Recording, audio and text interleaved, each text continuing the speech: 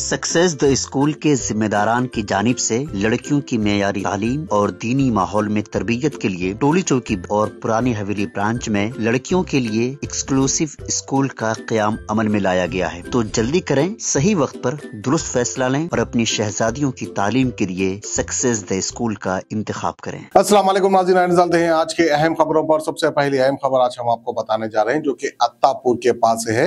अत्तापुर के पास मौजूदा SVM grand hotel में बासी चिकन जो है कस्टमर्स को दिया जा रहा था।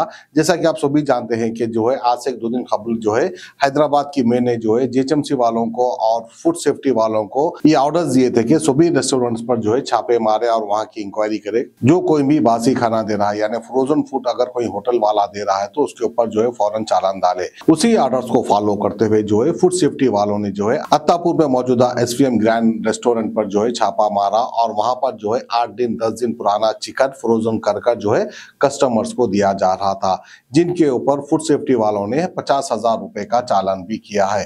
तो बाखबर रहिए, होशियार रहिए। कोई भी होटल में खाना खाने से पहले या ऑर्डर देने से पहले वो होटल को थोड़ा जांच ले, परख ले, कहीं आपकी सेहत से तो ये नहीं खेल रहे हैं। तो आइए खबर हम आपको दिखाते हैं SVM ग्रैंड होटल के पास।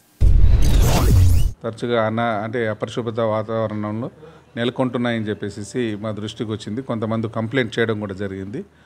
ఈ దృష్టిలో పెట్టుకొని ఈరోజు ఆకస్మికంగా ఏదో హోటల్ ఇన్స్పెక్షన్ చేయాలని చెప్పేసి అనుకొని బయలుదేరినాం.